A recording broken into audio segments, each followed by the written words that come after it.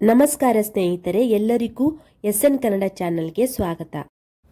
ಇವತ್ತಿನ ದಿನಗಳಲ್ಲಿ ಆಧಾರ್ ಕಾರ್ಡ್ ಅನ್ನೋದು ಪ್ರತಿಯೊಂದಕ್ಕೂ ಬಹಳ ಮುಖ್ಯವಾದ ಪ್ರಮುಖ ದಾಖಲೆಯಾಗಿ ಗುರುತಿಸಿಕೊಂಡಿದೆ. ಅದೇ ರೀತಿ ರೇಷನ್ ಕಾರ್ಡ್, ಪ್ಯಾನ್ ಕಾರ್ಡ್ ಕೂಡ ಅಷ್ಟೇ. ಆದರೆ ಇದೀಗ ಬರ್ತ್ ಸರ್ಟಿಫಿಕೇಟ್ ಅಂದರೆ ಜನನ ಪ್ರಮಾಣ ಪತ್ರ ಕೂಡ ಪ್ರಮುಖ ದಾಖಲೆ ಅಂತ ಸರ್ಕಾರ ಈಗಾಗಲೇ ತಿಳಿಸಿದೆ. ಇದು ಜನನ ಮತ್ತು ಮರಣದ ಪುರಾವೆಗಾಗಿ ಎಲ್ಲ ಕಡೆನೂ ಇದನ್ನು ಗುರುತಿನ ಚೀಟಿಯಾಗಿ ಕಾರ್ಯನಿರ್ವಹಿಸುವಂತೆ ಸರ್ಕಾರ ತಿಳಿಸಿದೆ. ಜನ್ಮ ದಿನಾಂಕದ ಬಗ್ಗೆ ಮಾಹಿತಿ ನೀಡುವಂಥ ಪ್ರಮುಖ ದಾಖಲೆ ಇದಾಗಿದ್ದು, ಮಗು ಹುಟ್ಟಿದ 21 ದಿನಗಳ ಒಳಗೆ ನೀವು ಪ್ರಮಾಣ ಪತ್ರಕ್ಕಾಗಿ ಅರ್ಜಿ ಸಲ್ಲಿಕೆ ಮಾಡಬಹುದು. ಮೊದಲೆಲ್ಲ ಬರ್ತ್ ಸರ್ಟಿಫಿಕೇಟ್ ಮಾಡಿಸೋದಕ್ಕೆ ಬಹಳ ಕಷ್ಟ ಇತ್ತು. ಆದರೆ ಈಗ ಆನ್ಲೈನ್ ಮೂಲಕ ಕೂಡ ಜನನ ಪ್ರಮಾಣ ಪತ್ರ ಪಡೆಯೋದಕ್ಕೆ ಅರ್ಜಿ ಸಲ್ಲಿಸಬಹುದು. ಜನನ ಮರಣ ಪ್ರಮಾಣ ಪತ್ರಕ್ಕಾಗಿ ಇ-ಜನ್ಮ್ ಅಂತ ಆ್ಯಪ್ ಇದ್ದು ಆನ್ಲೈನ್ ಮೂಲಕ ಕೂಡ ಪ್ರಮಾಣ ಪತ್ರವನ್ನು ರಿಜಿಸ್ಟರ್ ಮಾಡ್ಬೋದು.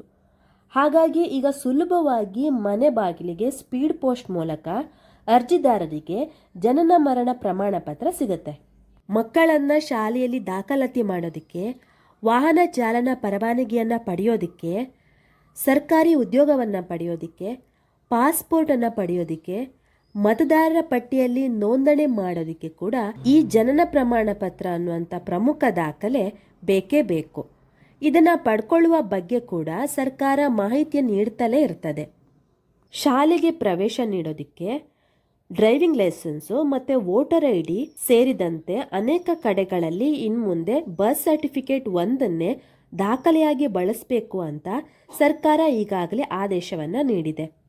ಆಧಾರ್ ಸೇರಿದಂತೆ ವಿವಿಧ ದಾಖಲೆಗಳಿಗೆ ರಿಜಿಸ್ಟರ್ ಮಾಡೋದಕ್ಕೆ ತಮ್ಮ ಹುಟ್ಟಿದ ದಿನಾಂಕ ಮತ್ತು ಸ್ಥಳವನ್ನು ಸಾಬೀತುಪಡಿಸಲು ಈ ಬರ್ತ್ ಸರ್ಟಿಫಿಕೇಟ್ ಒಂದನ್ನೇ ಆಧಾರವಾಗಿ ಇಂದು ಬಳಸಬಹುದು.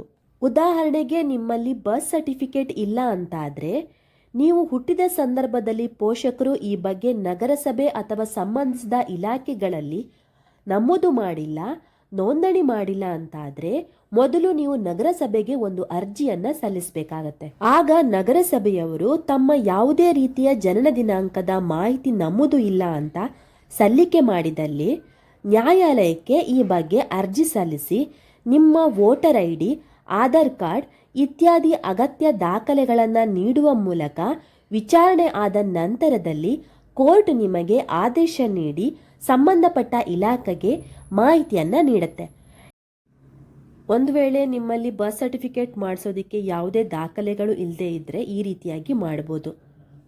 ಇವತ್ತಿನ ಮಾಹಿತಿ ವಿಡಿಯೋ ನಿಮಗೆ ಇಷ್ಟ ಆಗಿದ್ರೆ ಎಲ್ಲರಿಗೂ ಶೇರ್ ಮಾಡಿ ಸ್ನೇಹಿತರೆ.